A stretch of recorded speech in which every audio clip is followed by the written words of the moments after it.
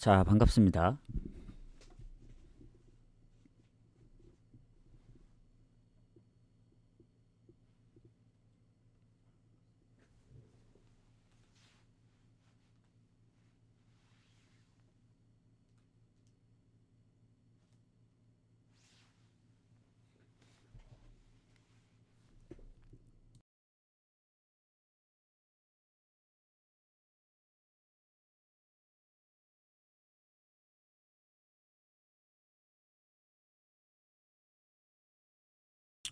자, 오늘 일단 유로파 컨퍼런스 리그 가보도록 하겠습니다.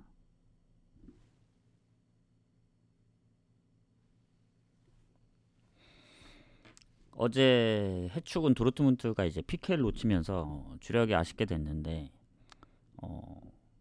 방송에서 얘기했지만 개인적으로 간다 했거든요. 요그 아침 같은 경우에 그래서 아침은 무승부를 갔던 게 적중을 했습니다. 배당이 꽤 높긴 한데 그래도 비중은 해축이 높기 때문에 해축 위주로 좀 봐야 되는데 그 부분이 좀 아쉽고, 그래서 오늘 유로파 컨퍼런스 가도록 하겠습니다. 일단은 로마까지 보긴 했는데 나머지는 좀 빠르게 봐야 될 것 같아요. 제가 이제 메모장에 좀 적어왔기 때문에 좀 빠르게 가도록 하겠습니다. 일단 베티스하고 헨트는 베티스가 1차전 3대 0으로 이겼더라고요. 그리고 어제 도르트문트 생각이 났던 게 1차전 대승을 거뒀기 때문에 무리 안 할 수 있다. 그리고 또 헨트는 또 리그 성적이 안 좋기 때문에 여기에 또 뭐 버리기엔 좀 아깝고 그렇거든요. 3대 0이 좀 크긴 하지만 근데 배당 대비 승이 별로 안 좋습니다. 그래서 언더 본다. 배당 대비 별로 안 좋다. 그리고 올림피아 류블렌하고 보라치바. 올림피아 주 공격수가 퇴장으로 결장입니다. 그래서 이게 어쨌든 비길 가능성이 좀 있다 보여지거든요. 왜냐하면 지난번 그 보라치바가 1대 0으로 이겼잖아요. 그래서 이것도 홈팀이 유리하긴 한데 배당 대비 홈승은 별로다. 그래서 언더 쪽으로 접근합니다. 이것도 마찬가지로 언더로 접근하고. 자, 파포스하고 오모니아는 이제 같은 키프로스 팀인데 오모니아는 일단은 우승을 못 하거든요. 승점이. 그리고 파포스는 지난 PK 실축으로 이제 이길 경기를 놓쳤기 때문에, 근데 이제 두 팀이 또 붙었던 경기들이 많잖아요. 이게 같은 키프로스 팀이라서. 해서 지난번도 무승부를 봤지만 이번도 무 나올 가능성이 높은데, 이 파퍼스가 또 홈이긴 한데 오모니아 상대로 좀 밀립니다. 홈에서. 그래서 이것도 언더를 좀 보는 게 맞지 않을까, 이런 생각을 합니다. 그래서 요 경기도 언더를 보고. 자, 그 다음 경기 하이덴하임하고 코펜하겐인데, 코펜하겐이 리그에서 일단 미투일란하고 우승을 놓고 이제 좀 박빙의 승부인데, 다음 경기 하필 또 홈에서 미투일란전을 하거든요. 사실상 이 경기 이기는 팀이 우승할 가능성이 높다 보여지고, 하이덴하임은 일단 1차전 역전승을 했습니다. 근데 이제 리그 성적 보면 강등권이죠. 그래서 요거는 배당이 좀 올라가긴 했는데, 그래도 하이덴하임이 뭐 리그도 신경 써야 되긴 하지만 컨퍼런스라는 이 무대에서 좀 노려볼 수 있지 않을까. 뭐 유로파도 아니고. 그래서 프렌 봅니다. 프렌. 코펜하겐은 다음 경기가 이 미투일란전도 있기 때문에 1차전을 이겼다면 모르겠지만 이 경기도 비길 가능성 좀 높다 보여집니다. 해서 무승부를 좀 보도록 하겠습니다. 그 하이덴하임 프렌과 그리고 트벤테하고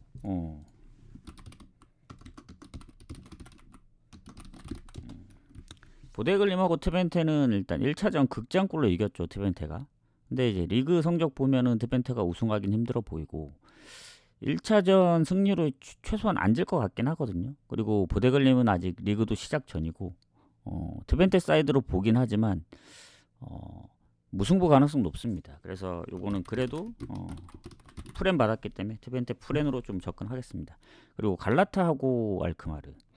갈라타가 1차전 퇴장 이후에 두 골을 더 먹혀서 이제 1대4로 졌는데 홈이긴 하지만 점수차가 워낙 크기 때문에 이기기 좀 힘들어요. 왜냐면 갈라타가 지금 리그 1인데 최근 리그에서도 무패를 되게 오랫동안 하고 있거든요. 그리고 알크마르 쪽도 보면은 리그에서 우승은 힘들어 보이지만 지난 승리도 있고 대승도 있고 그래서 그래도 알크마르 쪽 보는 게 맞지 않을까. 하지만 배당이 갈라타가 너무 적거든요. 그래서 이 경기는 어떻게 접근하느냐.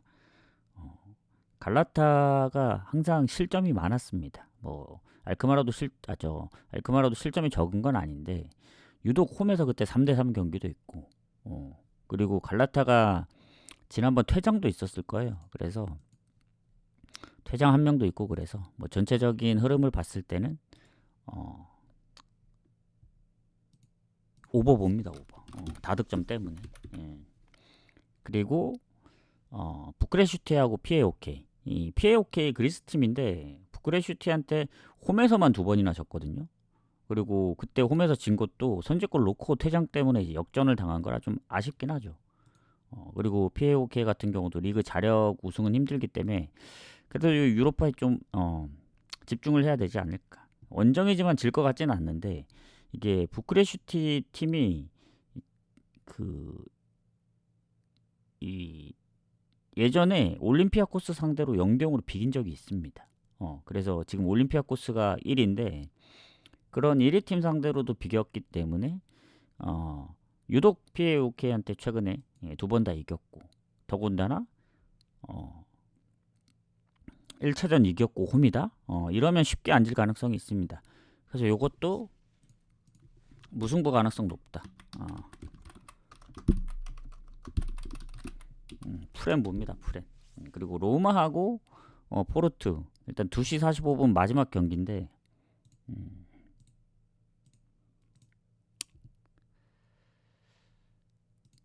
일단 보자면 그 로마 같은 경우 확실히 홈에서 강합니다. 지금 보시면 아시겠지만 리그 순위는 중위권인데 포르투가 일단 3위로 우승 경쟁이 가능하거든요. 걔네 리그에서 1위랑 6점 차이기 때문에 스포르팅. 근데 로마는 원정보다 홈에서 강한 팀이고 최근 원정도 3경기 무패 중이라 원정 성적도 좋아요. 근데 홈에서 7승 1무로 압도적이죠 최근. 그리고 포르투도 유로파 포함 6경기 무패 2승 3무. 둘 다 최근 흐름이 좋습니다. 근데 로마가 홈이고 그리고 로마가 퇴장이 있긴 합니다만은 그래도 공격 쪽에 결장자가 없고 확실히 홈에서 강한 로마라서 로마 승무 사이드로 봐야 되지 않나. 그래서 포르투의 승은 완전히 배제하겠습니다. 그래서 무승부 뜰 수도 있어서 연장 갈 수도 있기 때문에 언더를 우선시 봐요. 승무는 이제 로마 승무를 본다. 이렇게 보시면 될 것 같습니다. 그래서 여기까지 쭉 봤고 그 다음 야기엘로부터는 일단 봐야 되긴 하거든요. 한번 보도록 하겠습니다. 야기엘로부터는 따로 체크는 안 해드릴게요. 아까 여기까지 봤기 때문에 이제 야기엘로 경기로 넘어가서 가도록 하겠습니다.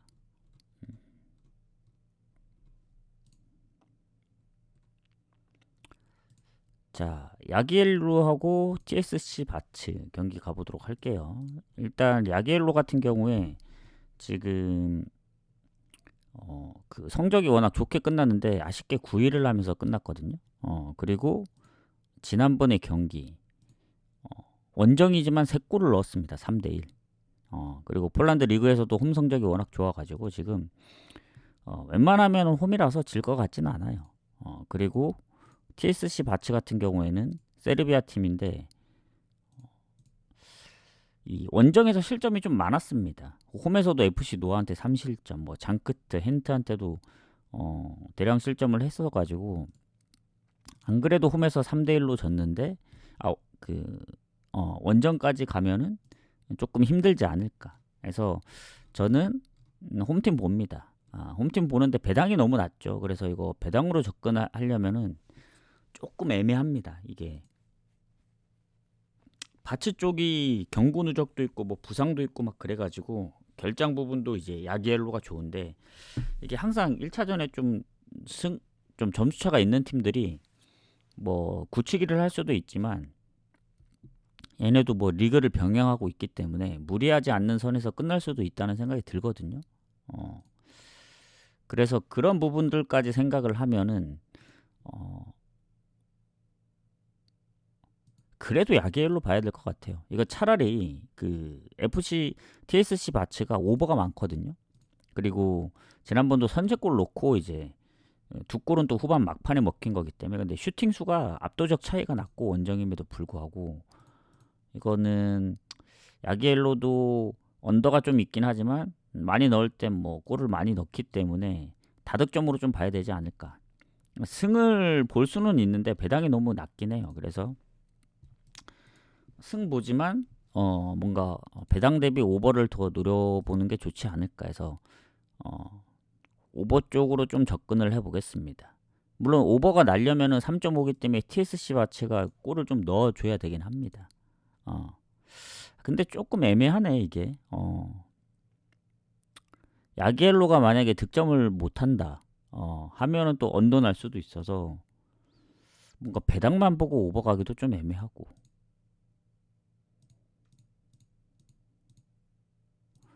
야기엘로 승에 차라리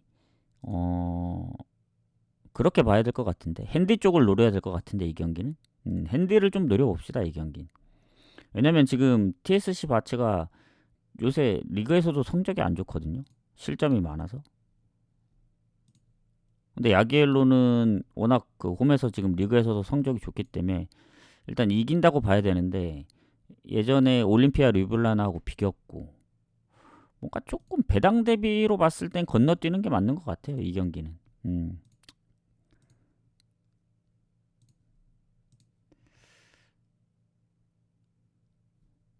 일단 바츠 쪽의 득점 장크트 갈렌전 2득점을 한 적이 있거든요 작년에. 여기서 좀 시간이 걸리는데 잠깐만요. 장크트 갈렌도 나름 홈 성적이 나쁘지 않았던 팀인데 일단 요 경기는 야기엘로 승만 보겠습니다. 이게 너무 어렵네. 예. 야기엘로 승만 보고 넘어갈게요. 그 다음 아포에라고 첼레 가도록 하겠습니다.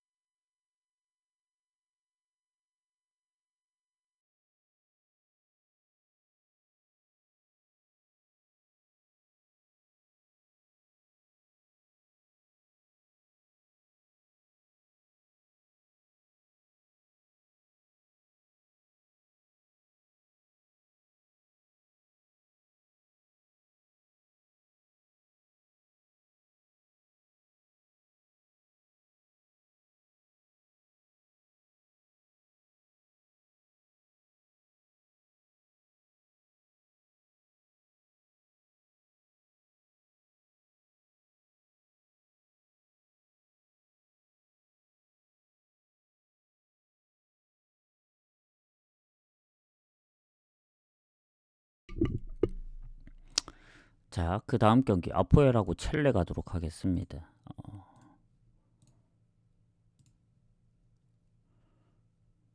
일단 1차전을 비겼는데 2대2였거든요.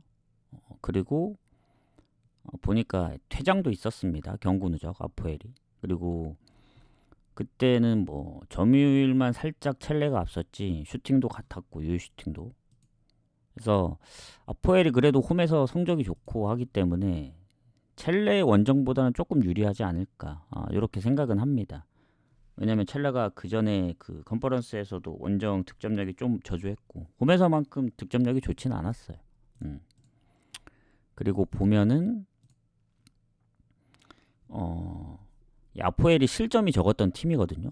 패배도 한 번밖에 없었고 그래서 이게 홈에서만큼은 그래도 아포엘 쪽으로 봐야 되지 않나. 이게 배당이 좀 적긴 하거든요. 그래서 이게 다득점 무승부가 한번 나왔었기 때문에 다득점도 좀 생각을 해야 되는데 잠시만요. 아포엘 아스타나 결장자만 한번 보고 넘어갑시다. 일단은 경고 누적 퇴장이 수비 쪽에 있고 그리고 공격에도 뭐 명단 제외라든가 뭐 부상으로 빠진 선수들이 몇 명 있습니다. 그래서 첼레보다는 뭔가 결장자들이 많긴 해요. 그래서 아마 배당이 첼레 쪽으로 조금 빠지는 것 같은데,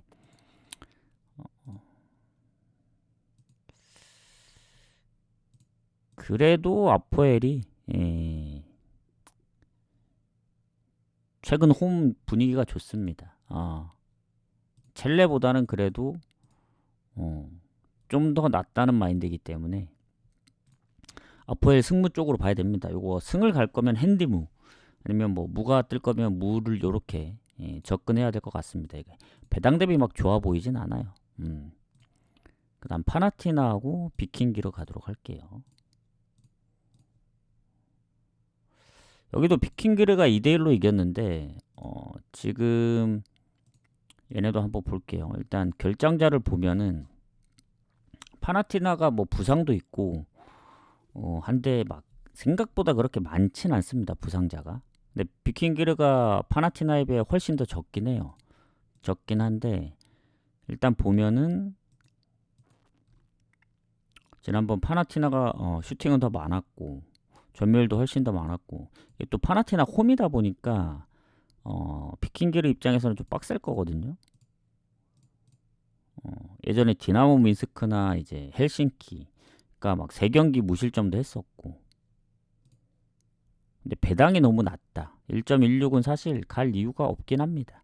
오히려 배당이 비킹기르 쪽으로 빠지고 있긴 한데, 뭐 결장자가 있긴 한데 뭐 비중이 아주 크다고 볼 수도 없을 것 같긴 해요. 조금 애매하거든요. 그래서 요거는 3.5 기준으로 접근해야 되지 않을까. 파나티나나 비킹기르가 실점이 좀 적은 편이었고, 그때 그 성적이. 그리고 비킹기르가 원정 득점력이 저조했습니다. 홈에 비해. 그리고 파나티나는 그나마 홈에서 득점력이 좀 좋긴 했는데 3.5 기준이라 요거는 언더를 좀 보겠습니다. 그렇다고 뭐 비킹기르 3.5 프렌을 갈 수는 없고 3.5 기준 언더, 이렇게 보도록 할게요. 자, 그 다음에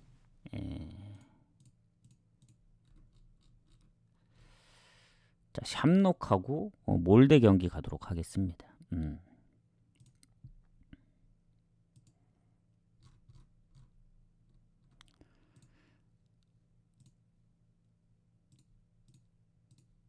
일단 지난 경기 보면은 샴록이 몰데 상대로 1대0으로 이겼거든요. 이게 항상 첫 경기를 이긴 팀이 유리할 수밖에 없습니다. 1차전 원정임에도 불구하고 1대0으로 이겼고, 그때 또 몰데는 퇴장이 있었습니다. 지금 보면은 몰데가 수비 쪽에 퇴장이 있었거든요. 근데 샴록 같은 경우도 보면 뭐 경고 누적도 수비나 뭐 미드필더에도 있고, 그래서 뭐 전체적으로 빠진 선수들 생각하면은 퇴장은 물론 있는데 막 크게 차이가 난다고 보긴 좀 어려울 것 같아요. 하필 또 퇴장 이후에 골이 난 거기 때문에 그 영향도 없지 않아 있는데, 어쨌든 홈이고 그리고 홈에서 뭐 성적이 괜찮았습니다. 원정에서 그때 첼시한테 진 거, 그거 말고는 다 성적이 괜찮았기 때문에 몰데 입장에서는 아직 노르웨이 리그 시작도 안 했고, 그리고 원정에서 득점력이 많진 않습니다. 오버가 많긴 한데 상대 팀들이 골을 넣어준 것도 있고, 그래서 이것도 뭐 배당은 몰데 쪽으로 빠지긴 하거든요. 이게 경고 누적이나 이런 게 있어서 그런지 모르겠는데, 저게 리그 경기의 경고 누적도 표시되는 그런 상황들이 있어가지고,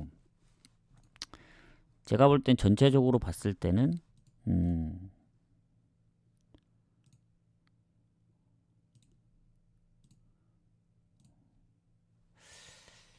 샴록 프렌을 보는 게 더 좋을 수도. 근데 그 전에 컨퍼런스에서 한번 붙었을 땐 몰데가 다 이기긴 했습니다. 22년도에 홈에서 3대0, 원정에서 2대0.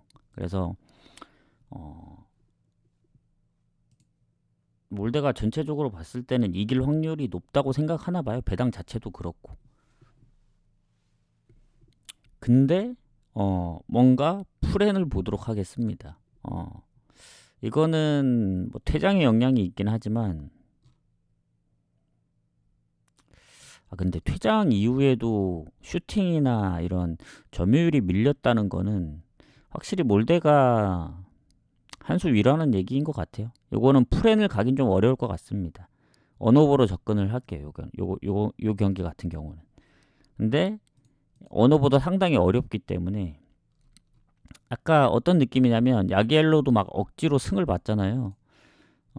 사실 야기엘로도 건너뛰어야 될 것 같은 느낌이 듭니다. 일단은 패스를 하고 야기엘로는 그래도 승을 보는 게 맞는 것 같아요. 홈이라서. 원정에서 3대1로 이겼기 때문에 요 경기만 건너뛸게요. 샴록 경기만. 그리고 풀젠하고 페렌치 바로시 가도록 하겠습니다. 이제 유로파로 넘어가서 이 빅토리아 풀젠하고 페렌치 바로시는 이 승점이 같았어요. 12점.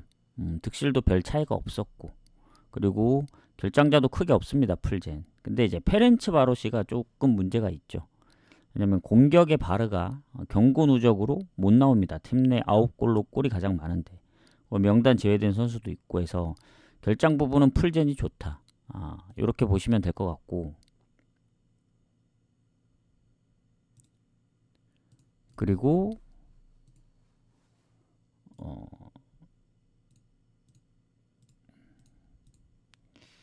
지금 그때 페렌치 바로시가 1대0으로 이기긴 했는데 어쨌든 결장 부분도 지금 풀젠이 좋고 이게 홈이거든요. 빅토리아 풀젠이 홈에서 성적이 괜찮습니다. 특히 리그 성적 좋고 최근에 뭐 빌바오나 페렌치 바로시한테 졌지만 원정이었고 맨유전도 한 골 차였고 뭐 소시도 잡았고 안드레어트도 잡았기 때문에 페렌치 바로시 원정이 좀 불안해요. 특히 리그에서도 원정 성적이 별론데 유로파에서도 일단은 프랑크나 피에오케한테 득점 없이 졌고 디나모 키예프전은 디나모 키예프의 퇴장이 있었고 그래서 최근 뭐 알크마르나 빅토리아 풀젠 이긴 건 잘하긴 했지만 그때 디나모 키예프 이길 때도 퇴장 이후에 전반 퇴장 이후에 4골이 터졌기 때문에 사실 풀젠이라서 풀젠 쪽 볼 수밖에 없다. 근데 이거 배당이 너무 낮죠. 왜냐면 페렌치 바로시가 어쨌든 유리하잖아요. 근데 결장 부분 공격에 그 누구냐 19번 바르가 선수 이 선수가 골이 가장 많긴 한데 최근에 얼마나 기여를 한지 봐야죠. 유로파로 보면 알크마르전 그 페널티킥 한 골 그리고 그 전에 말메전 한 골. 사실 뭐 골을 많이 넣었다 볼 수도 없네요. 이러면은 경고 누적으로 빠지긴 하지만 유로파에 아주 큰 도움을 준 거, 골로 도움을 준 건 아니기 때문에 이것도 배당 대비 살짝 애매합니다. 빅토리아 풀젠이 이길 것 같긴 한데 그래도 배당이 낮다고 안 가는 것보다는 승 쪽으로 보는 게 맞는 것 같아요. 이게 왜냐면 워낙 좀 빡세면은 승무 사이드를 보면서 언더 볼 텐데 그 정도까지는 아니고 풀젠 승을 봅니다. 풀젠 승.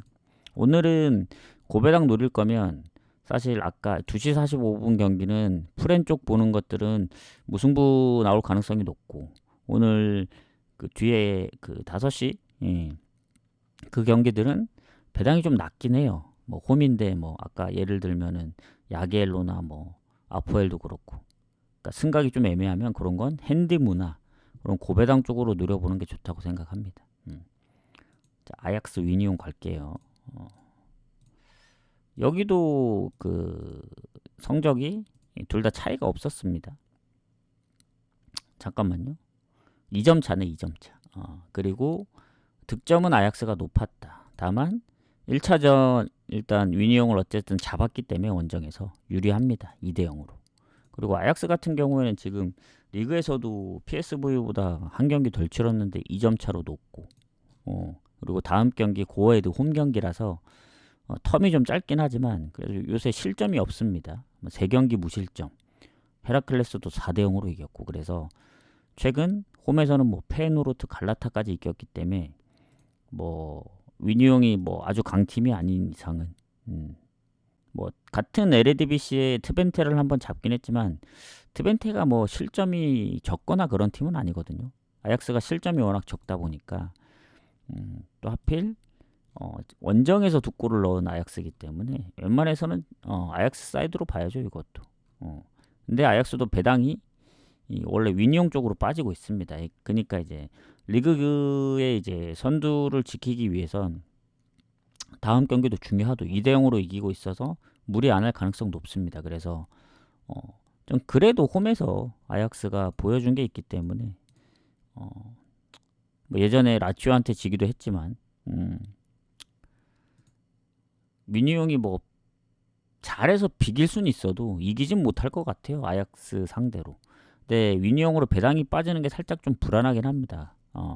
지금 보면은 베오르스트가 부상 중이고 브로베이도 질병 표시되어 있고 그리고 수비 쪽에도 질병 표시가 있긴 한데 솔직히 이게 나올 수도 있고 못 나올 수도 있거든요.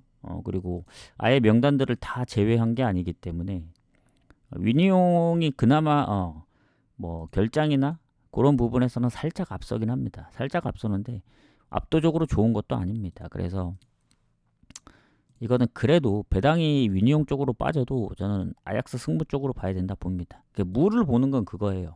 어차피 우리 2대 0으로 이겼기 때문에 무리 안 한다. 그래서 뭐 0대 0으로 끝날 수도 있고 어제 도르트문트처럼.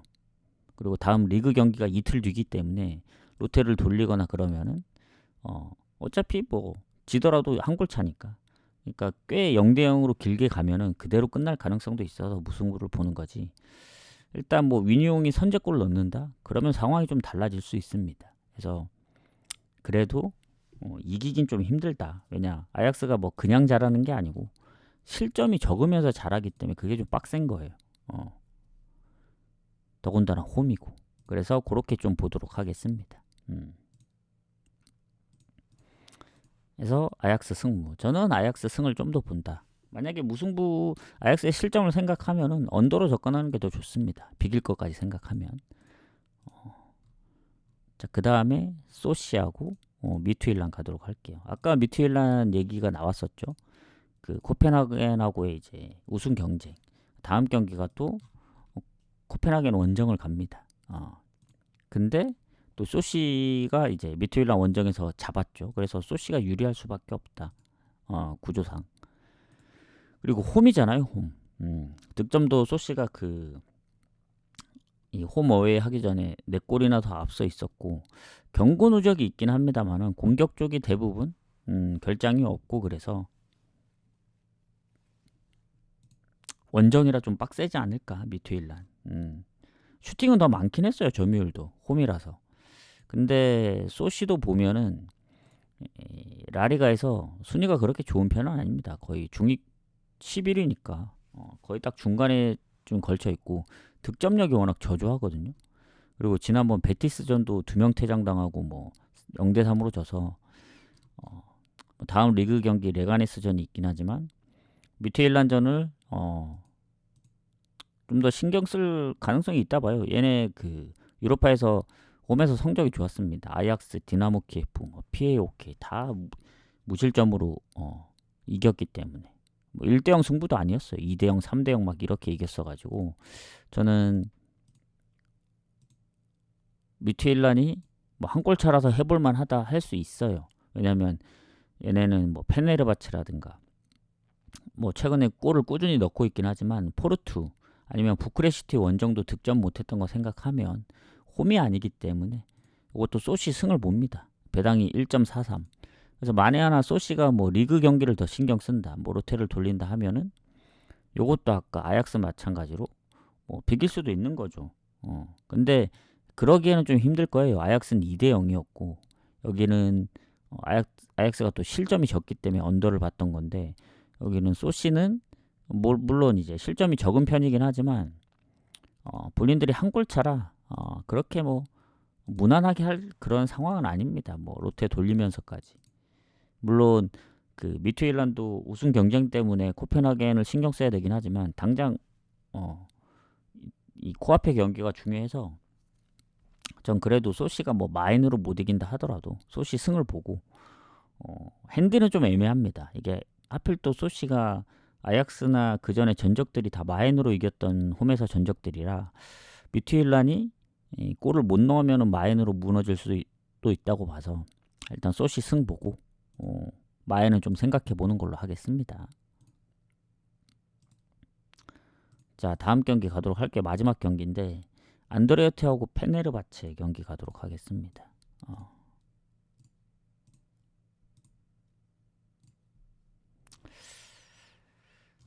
일단 안드레어트 캐스퍼 얘가 누구냐? 캐스퍼 돌베르? 카스페르 돌베르라고 되어 있는데 저기는 캐스퍼 돌베리 14골인데 부상입니다. 그리고 또 2명이나 부상으로 결장을 할 상황이어서 공격에 3명이 빠지는데 합치면 20골에 어시나 10개나 됩니다. 그러니까 좀 많이 빠지죠. 근데 페네르바체도 보면 주전기법 부상에 수비 쪽에도 부상이 있고 그리고 미드필더도 있긴 합니다만 장기 부상이라 임팩트로 보면 공격에 워낙 많은 비중을 차지하고 있는 안드레어트가 좀 손해지 않을까. 왜냐 페네르바체 만약에 뭐 에딘 제코, 엔네시리, 뭐 타디치 못 나오면은 큰데 얘네는 다 나옵니다. 생막시망 정도만 이제 질병으로 표시되어 있어서 그거 외에는 공격은 그래도 페네르바체가 훨씬 더 좋다고 보여집니다. 그래서 지난번 홈에서 3대0으로 이긴 것도 그렇고 페네르바체가 유독 안드레어트 상대로 강합니다. 이제까지 만나서 진 적은 없어요. 거기다 홈에서 3대0으로 이겼기 때문에 아무리 안드레어트 홈이라도 이게 좀 빡셀 수가 있습니다. 왜냐면 지금 안드레어트 같은 경우에는 우승하기가 좀 빡세거든요. 1위랑 15점 차이라서. 그래서 여기 좀 하려고 해도 이미 0대3으로 차이가 많이 나버리고 그리고 뭐 저쪽 공격 쪽의 결장도 크게 없고 오히려 페네르바체는 지금 갈라타랑 6점 차지만 남은 경기 생각했을 때 뭐 아직 우승 경쟁권이기 때문에 뭐 그런 부분들까지 생각을 한다면 안드레어트 딱 한 골 차였으면 모르겠어요. 근데 3골은 좀 빡세다. 그리고 그 전에 호펜하임전도 4실점을 했었고 그러니까 안드레어트가 은근히 좀 실점이 있어요. 꾸준합니다. 실점률이. 물론 페네르바체도 실점이 없는 건 아닌데 3대0으로 이겼기 때문에. 근데 이제 결과는 뭔가 안드레어트가 뭐 이기면서 페네르바체가 올라가는 시나리오를 생각했었는데 이게 공격 쪽의 결장이 지금 많다 보니까 3명이 비중이 워낙 빡세다 보니까 얘네 이 3명이 그것도 높아요. 평균 그러니까 교체만 뛰면서 골을 많이 넣는 선수들이 있거든요. 출전 시간은 얼마 안 되는데 유독 골을 많이 넣는 선수들이 있는데 얘네는 평균 시간도 높기 때문에 이게 좀 빡셉니다. 그래서 원래는 안드레아트 프렌을 보려 했지만 이게 조금 고민되는 게 결장 부분 생각하면 페네르바체 승 봐야 되거든요. 이미 골을 넣을 수 있는 선수들이 그 비중이 많이 빠져서. 근데 웃긴 게 페네르바체 다음 경기가 갈라타입니다. 갈라타 1위 경쟁하는 팀. 그래서 본인들이 3대0으로 이겼고 만약에 골을 빨리 안 먹히거나 전반 0대0으로 흘러가면 후반에 로테 돌릴 확률이 커요. 다음 갈라타전을 위해서.